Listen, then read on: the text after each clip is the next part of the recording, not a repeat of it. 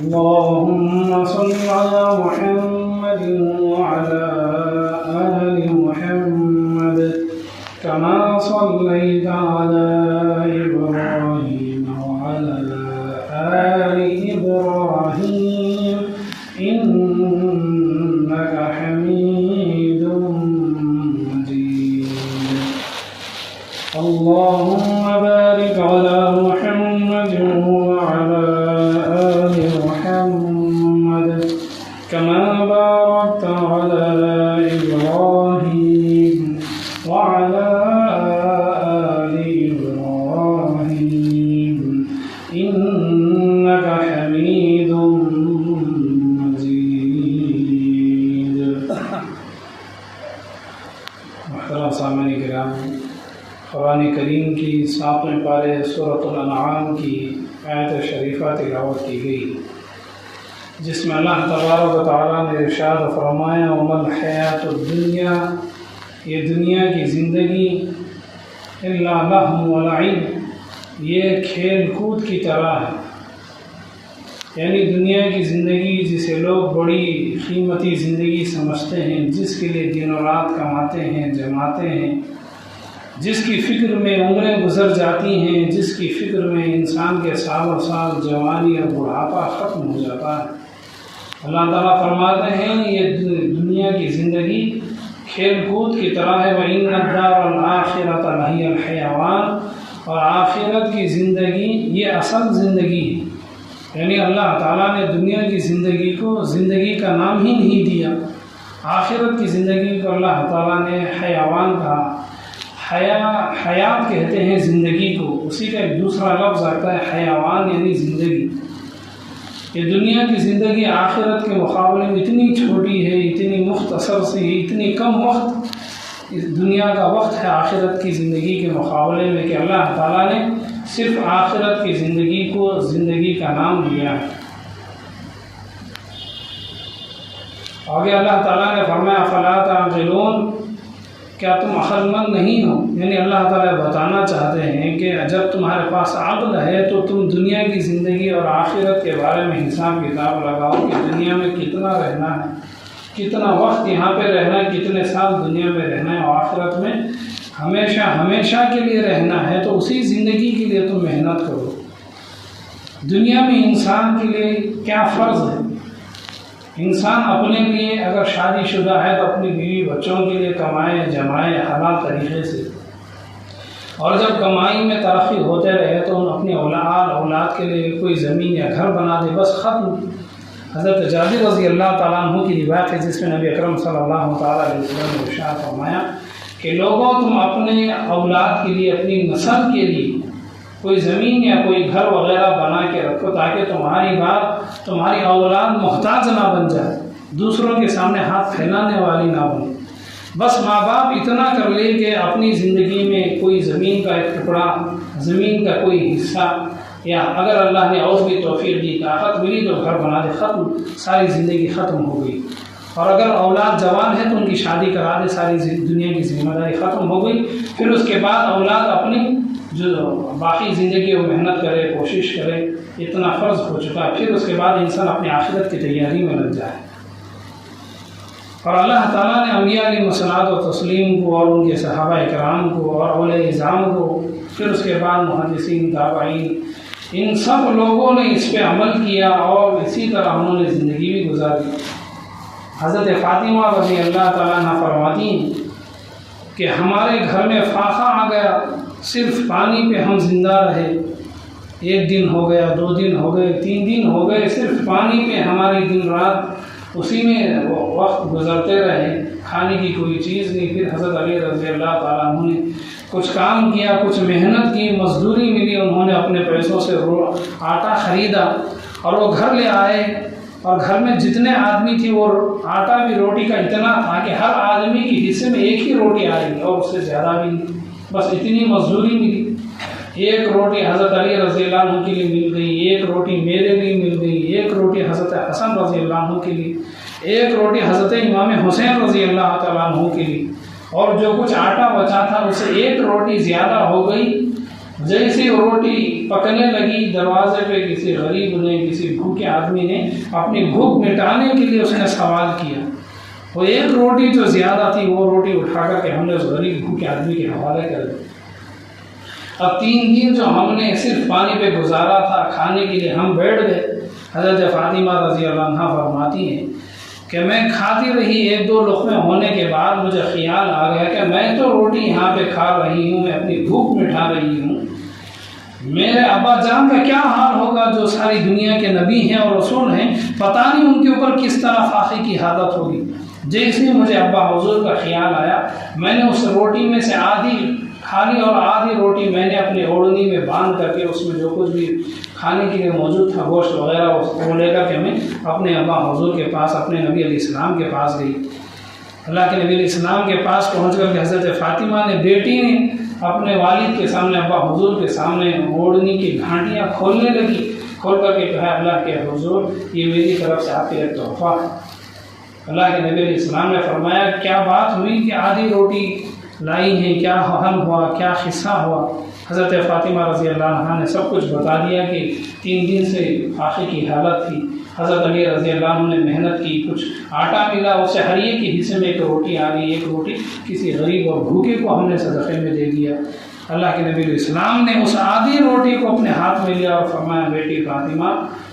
میرے اوپر بھی 3 دن گزر گئے ہیں، میرے حلق میں کوئی کھانے کا لقمہ 3 دن سے نہیں اندر گیا۔ پھر اس کے بعد اللہ کے نبی السلام نے اللہ کا شکر ادا فرما کر کے وہ آدھی روٹی کھا کر کے انہوں نے اپنی بھوک مٹائی۔ 3 دن کے بعد آدھی روٹی سے کیا بھوک مٹے گی؟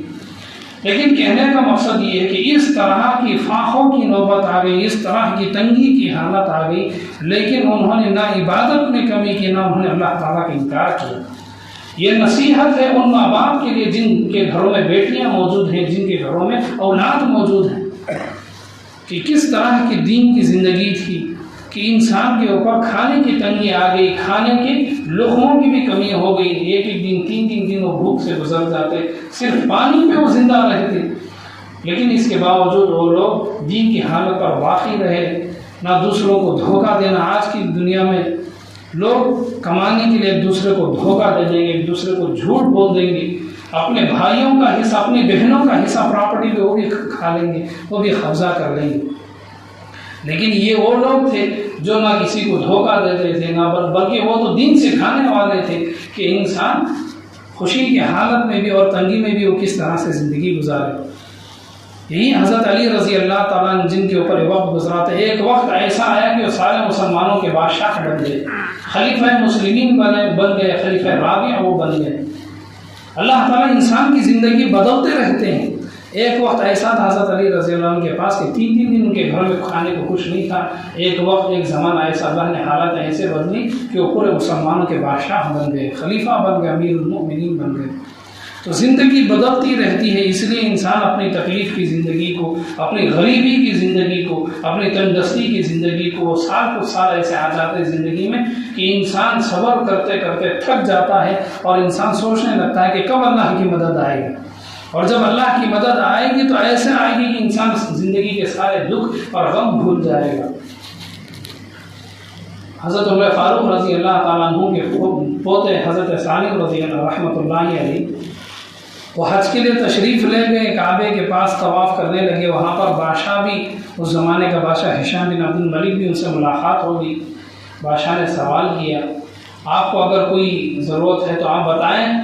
میں مسلمانوں کا خلیفہ ہوں، جو آپ چاہیں گے جتنا چاہیں گے میں آپ کے قدموں میں سارا سونا لٹا دوں گا، سارا سونا آپ کے قدموں میں گرا دوں گا۔ وہ کہنے لگے میں یہاں پہ حج کے لیے آیا ہوں، عمرے کے لیے آیا ہوں، یہاں پر میں اللہ کے دربار میں اپنی جھولی پھیلانے کے لیے آیا ہوں۔ اللہ کے دربار میں آ کر میں کسی دوسرے کے سامنے ہاتھ پھیلاؤں، یہ اللہ کے یہ شان کے خلاف ہے۔ یہاں پر صرف اور صرف اللہ کے لیے مانگنا چاہیے۔ ایک حدیث پاک میں موجود ہے، ایک زمانہ ایسا آئے گا کہ لوگ حج اور عمرہ کرنے جائیں گے، وہاں پر اپنی کمائی کے لیے لوگ جائیں گے، دکھلاوے کے لیے لوگ جائیں گے، لیکن یہ اتنے مخلص اور اخلاص والے تھے کہ جب اللہ کی عبادت کا کوئی کام ہو رہا تو وہاں پہ وہ دنیا طلب نہیں کر رہے۔ پھر اس کے بعد وہ جو بھی ان کا حج عمرہ تھا، جو بھی طواف تھے، وہ سب ہو گیا۔ حرم سے باہر جب آئے اور اسی وقت بادشاہ بھی حرم سے باہر، حرم کی حدود سے، حرم کے مقامات سے، وہ جگہ ہوتی ہے حرم، اتنی جگہ تک حرم شمار ہوتا، وہاں پر کپڑے طواف کے کپڑے پہننا، احرام باندھنا ضروری ہے۔ اس سے باہر جیسی وہ آئے تو بادشاہ بھی اسی وقت وہاں سے باہر نکلا۔ بادشاہ نے کہا اب تو آپ طواف کے علاقے سے باہر ہیں، حج کے علاقے سے باہر ہیں، اب بھی آپ ایک بات کہتے میں آپ کے قدموں میں سونا گرا دوں گا، آپ کی جھولیوں میں سونا بھر دوں گا۔ انہوں نے کہا کہ اس دنیا کو پیدا کرنے والے خدا سے میں نے کبھی بھی سوال نہیں کیا کہ آپ مجھے دنیا دے دیں، مجھے دولت عطا فرما دیں، اے اللہ مجھے آپ دنیا کی دولت دے دیں۔ جب اس دنیا کو بنانے والے خدا سے میں نے کبھی بھی دنیا نہیں مانگی، میں اپنے بادشاہ سے کیوں دنیا کا سوال کروں گا؟ اس طرح سے انہوں نے اپنی زندگی گزار دی کہ وہ اپنی دعا میں بھی دنیا اور روزی دولت نہیں طلب کرتے تھے، جو ملا بس اس پر وہ صبر کر لیتے، اور اگر کبھی نہ بھی ملا تو فاقے پہ بھی وہ صبر کر لیتے۔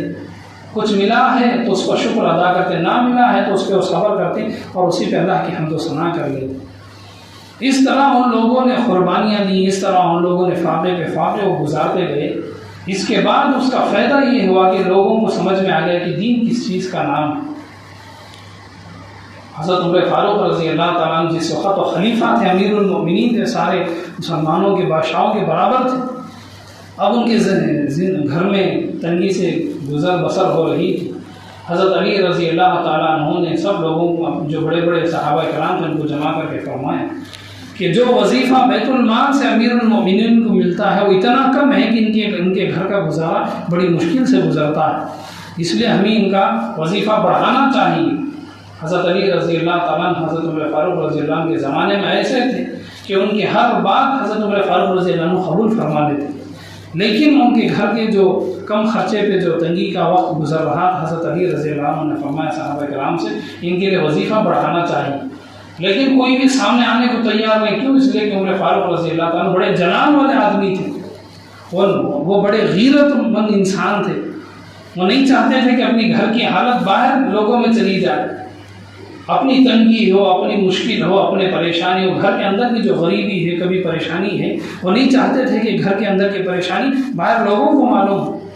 اب حضرت علی رضی اللہ تعالیٰ عنہ چند صحابہ کرام نے یہ سوچا کہ ہم کیسے بتا سکتے ہیں، اگر بتائیں گے تو وہ ناراض بھی ہو سکتے ہیں، غصہ بھی ہو سکتے ہیں کہ ان کی گھر کی حالت ہم تک پہنچ چکی ہے۔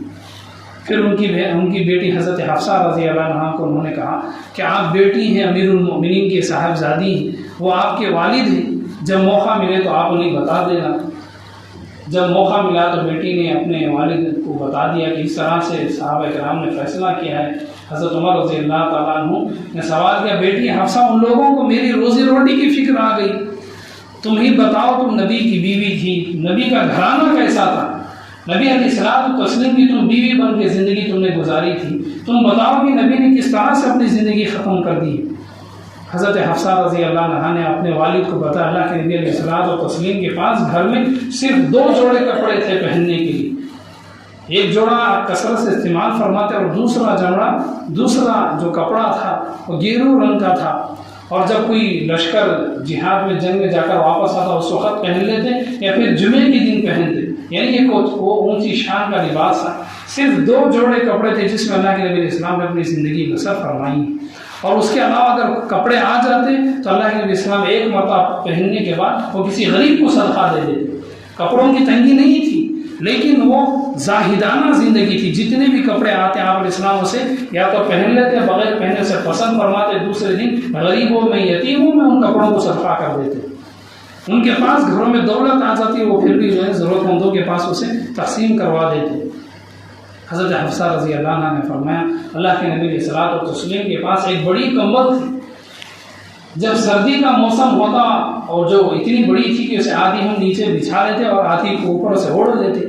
اور جب گرمی کا زمانہ ہوتا اسے 4 طرح سے اسے گھڑی بنا کر کے ہم نیچے ڈال دیتے اور اسی کے پر آرام کر لیتے۔ بس اس کے علاوہ اور کوئی نہیں، کھجور کے چھال کی ایک اس سے بھرا ہوا ایک تکیہ تھا، اور اسی میں اللہ کے نبی اسلام آرام فرماتے۔ تو یہ سب سننے کے بعد حضرت عمر رضی اللہ عنہ نے فرمایا جب اللہ کے نبی علیہ الصلوۃ والتسلیم نے بیت المال سے جو خزانہ ہوتا ہے گورنمنٹ کا، جو خزانہ ہوتا ہے اسے عربی میں بیت المال کہتے ہیں، گورنمنٹ کا خزانہ جو فنڈ ہوتا ہے، اس میں سے اللہ کے نبی اسلام نے اپنے گھر کے لیے کچھ بھی نہیں لیا ہے، اور اسی راستے پر پہلے خلیفہ حضرت ابوبکر رضی اللہ عنہ نے زندگی گزار دی۔ میں بھی چاہتا ہوں کہ اسی طریقے پر میری بھی زندگی گزر جائے۔ میں نہیں چاہتا کہ گورنمنٹ کا مال، بیت المال جو مسلمانوں کا حق ہے، جو لوگوں کا حق ہے، میں اپنی سہولتوں کے لیے، اپنے آرام و آسائش کے لیے، راحت کے لیے اس کا استعمال کروں۔ آج کے حکمران، آج جو الیکشن میں جیتنے والے، وہ دوسروں کا کیا سوچتے ہیں، وہ کتنا استعمال کرتے ہیں، کس حلال طریقے سے وہ کماتے ہیں، کس طرح سے غلط طریقوں سے بھی کما لیتے ہیں۔ یہ سب مسلمانوں کے لیے سبق تھا کہ گورنمنٹ کی سیٹوں پر جیتنے کے بعد کس طرح سے وہ اپنے لیے وہاں سے کمائی لیں، غلط طریقے سے نہ لیں۔ اگر لینا بھی ہے تو جو حلال طریقہ، جس طرح عمر فاروق رضی اللہ عنہ، حضرت ابوبکر رضی اللہ عنہ، حضرت عثمان، حضرت علی، یہ چاروں خلیفہ کو گورنمنٹ کی طرف سے، بیت المال کی طرف سے جو وظیفہ ملتا تھا بالکل حلال طریقے سے، اس طرح سے الیکشن کی سیٹ پر بیٹھنے کے بعد جو حلال طریقے سے ملے بس اسی کو لینے کی اجازت ہے۔ تو اس طرح حضرت عمر رضی اللہ تعالیٰ عنہ نے زاہدانہ زندگی گزاری، گورنمنٹ کا مال سمجھ کر کے انہوں نے اسے زیادہ سے زیادہ اپنے لیے، اپنے بچوں کے لیے انہوں نے کبھی بھی جمع نہیں کیا۔ اور پھر انہی کے خاندان سے، انہی کے نسل سے عمر بن عبدالعزیز رحمۃ اللہ علیہ پیدا ہو۔ انہوں نے حکومت کی تھی، صرف 6 مہینے کی حکومت ایسے کی کہ 6 مہینے کی حکومت کے اندر ان کی حکومت کو دیکھ کر بہت سارے یہودیوں نے اسلام کو قبول کر لیا۔ اتنی زاہدانہ زندگی، اتنی صحابہ کرام جیسی، انہی کو عمر ثانی کہا جاتا ہے۔ یعنی جس طرح حضرت امیر المؤمنین عمر فاروق رضی اللہ تعالیٰ عنہ نے حکومت کی، زندگی گزاری، بالکل اسی طرح انہوں نے بھی حکومت کی۔ اپنے زمانے کے بادشاہ ہیں، خلیفہ ہیں عمر بن عبدالعزیز رحمۃ اللہ علیہ۔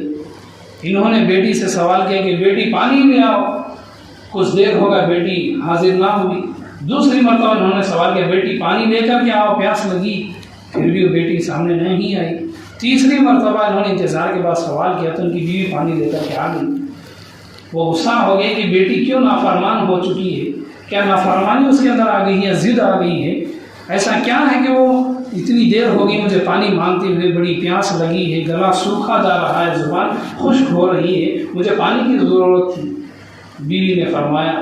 کہ آپ کی بیٹی نافرمان نہیں ہے، وہ ضدی نہیں ہے، بلکہ اس کے پاس جو کپڑے تھے، جو اوپر کا جو لباس ہے، وہ دروازے میں کہیں میخ لگنے سے وہ کپڑا پھٹ گیا ہے، اپنے والد کے سامنے پھٹا ہوا کپڑا پہن کر آنے سے شرما کر کے وہ اندر کمرے میں بیٹھ کر کے اپنے کپڑوں کو سی رہی ہے۔ یعنی ان کے علاوہ اور زیادہ وہ کپڑے نہیں، جو تھے کپڑے غریبوں میں صدقہ کر چکے ہیں۔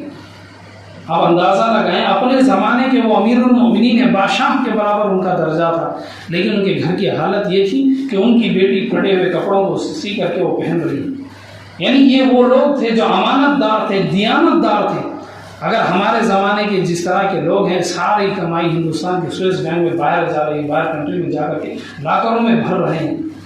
سارا کا سارا پیسہ بلاک منی کے طور پر اپنے گھروں میں، اپنے فارم ہاؤس میں، باہر ملکوں کے بینکوں میں وہ جما رہے ہیں، لیکن ان لوگوں نے اپنے گھر کے لیے بھی جتنی ضرورت تھی، ضرورت سے بھی کم انہوں نے گورنمنٹ کا مال استعمال کیا، تاکہ بعد میں آنے والے مسلمان وہ عبرت حاصل کریں اور گورنمنٹ کے مال کو ایک امانت سمجھ کر کے وہ استعمال کریں۔ یہی عمر بن عبدالعزیز رحمۃ اللہ علیہ، جب ان کی انتقال کا وہ قریب آ گیا، سکرات کی حالت بالکل قریب آ گئی، تو ان کے خاندان کے آدمی نے آ کر کے سوال کر دیا، آپ نے اپنے بیٹوں کے لیے کچھ بھی نہیں چھوڑا ہے۔ انہوں نے جو وراثت میں جو دولت چھوڑی تھی، آج کے زمانے کے لحاظ سے ایک بچے کے پاس زیادہ سے زیادہ 5,000 روپے آئیں گے، بس ختم۔ اتنی کم دولت 5,000 روپے میں کیا آئے گا آج کے زمانے میں؟ وراثت میں کچھ بھی نہیں، اور اپنے زمانے کے بادشاہ ہیں، بادشاہ کے بیٹے کی پوری دولت ملی ہے بادشاہ کے بچوں کو، ایک کے لیے صرف آج کے زمانے کے لحاظ سے 5,000 روپے، کچھ بھی نہیں۔ خاندان کے آدمی نے کہا کہ دوسرے جتنے بھی لوگ بادشاہ بنے ہیں، وہ خلیفہ بنے ہیں، انہوں نے اپنے اولاد کے لیے لاکھوں کے انہوں نے درہم تیار کیے، انہوں نے اپنے اولاد کے لیے کئی کلو کے برابر انہوں نے سونا جمع کر دیا، ان کے گھروں میں سونا موجود ہے بڑی بڑی تھیلیوں کے اندر، لیکن تمہاری اولاد کے پاس کچھ بھی نہیں، مٹھی پر پیسے بھی موجود نہیں۔ اب وہ سن رہے تھے سکرات کی حالت میں۔ آپ اندازہ لگائیں، جب سکرات کی حالت میں ایسی باتیں بتائی جائیں، لوگوں کے سامنے انسان شرمندہ ہو جاتا ہے۔ عمر بن عبدالعزیز رحمۃ اللہ علیہ نے فرمایا کہ مجھے اٹھاؤ، مجھے سہارا دے کر کے بٹھاؤ۔ اب چونکہ سکرات کی حالت میں انسان کی حالت نازک ہو جاتی، نہ وہ بیٹھ سکتا ہے، نہ پوری جان لگا کر کے وہ کھڑے ہو سکتا ہے۔ لوگوں نے سہارا دے کر کے انہیں بٹھا دیا، وہ ٹیک لے کر کے بیٹھ کر سمجھانے لگے۔ انہوں نے کہا میں نے اپنی بیٹیوں کو، میں نے اپنے بیٹوں کو نیک بنایا ہے، نیکی میں نے سکھائی ہے، ان کی عادتوں میں نے سچائی سکھائی ہے، اور اللہ نے قرآن میں وعدہ کیا ہے وَهُوَ يَتَوَلَّى الصَّالِحِينَ، جو نیک لوگ ہوتے ہیں اللہ تعالیٰ وہ خود ان کا ذمہ دار ہوتا ہے، ان کو روزی دینے کا، ان کی ساری زندگی کی ذمہ داری اللہ تعالیٰ کے ذمہ ہے۔ جو لوگ نیک ہوتے ہیں، میں نے اپنے بیٹوں کو نیک بنانے کی پوری طاقت لگائی ہے، اگر وہ نیک ہیں تو مجھے کوئی پریشانی نہیں ہے، میرے بیٹوں کے پاس زمین کا کوئی حصہ نہیں، کوئی گھر نہیں، کوئی چیز پراپرٹی میں وراثت میں کوئی چیز نہیں، اگر وہ نیک ہے تو اللہ تعالیٰ خود انہیں سب کچھ نواز دے گا، سب کچھ زمین پراپرٹی سب کچھ ان کے حوالے کرے گا۔ اگر یہ لوگ نیکی کے راستے کو چھوڑ کر وہ غلط راستے پر زندگی گزاریں گے تو پھر ایسی اولاد کے بارے میں مجھے کوئی فکر نہیں ہے جو دین کو چھوڑ کر، نیکی کے راستے کو چھوڑ کر جو جھوٹ، دھوکہ بازی، لوٹنا، قبضہ کرنا، غلط طریقے پر اگر زندگی گزارے، مجھے ایسی اولاد کی کوئی فکر نہیں ہے جو دین کو چھوڑ کر کے دھوکے کی زندگی گزارے۔ اب یہ کہنے کے بعد کچھ دیر بعد ان کا انتقال ہو گیا۔ اب اندازہ لگائیں بادشاہ کے بیٹوں کے پاس نہ کوئی زمین ہے، نہ کوئی گھر ہے، نہ پراپرٹی ہے، اپنا سر چھپانے کے لیے کوئی چھت نہیں ہے زمین، پوری زمین میں۔ لیکن ایک وقت ایسا آیا، وہ عبادت گزار تھے، نیک تھے۔ کچھ سال گزرنے کے بعد جب ان کے اولاد پوری جوانی کو پہنچے تو ان کا ہر ایک بیٹا اپنے زمانے کا گورنر بن گیا۔ 11 بیٹے تھے، 11 کے 11 بیٹے اپنے زمانے کے گورنر بن گئے۔ اور ان سے پہلے جتنے بادشاہوں نے جن کے اپنے اولاد کے لیے بہت سارا سونا جمع کیا، بڑی بڑی جاگیریں، بڑی بڑے باغات، بڑی بڑی زمینیں انہوں نے جمع رکھی تھی، اسی زمانے کے لوگوں نے دیکھا کہ ان کی اولاد، ان کی نسلیں آگے چل کر کے وہ مسجدوں کے سامنے لوگوں سے بھیک مانگ رہے تھے۔ آج بھی جن مغل بادشاہوں نے جو حکومت کی تھی ہندوستان میں کئی 100 سالوں تک، صرف تاج محل کا آپ اندازہ لگائیں، تاج محل بنانے کے لیے اتنا زیادہ خرچہ آیا ہے۔ آج بھی اگر اس کا حساب کتاب لگائیں تو ہماری ہندوستان کی جو سال بھر کا جو بجٹ ہوتا ہے وہ بھی اس کے سامنے چھوٹا پڑ جاتا ہے۔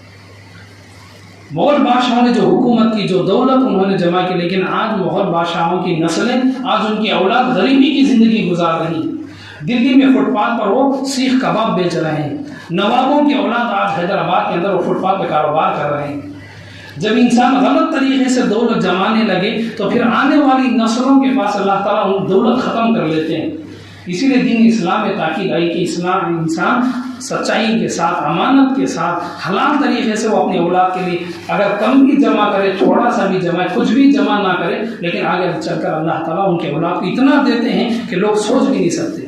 عمر بن عبدالعزیز رحمۃ اللہ علیہ نے اپنے بچوں کے لیے کچھ بھی نہیں چھوڑا، نہ کوئی زمین، نہ کوئی گھر، نہ کوئی دولت۔ آپ کے زمانے کے لحاظ سے 5000 روپئے ملے تھے ایک ایک بیٹے کے لیے، اور کچھ بھی نہیں۔ لیکن ایک وقت ایسا آیا کہ وہ اپنے زمانے کے گورنر بن گئے،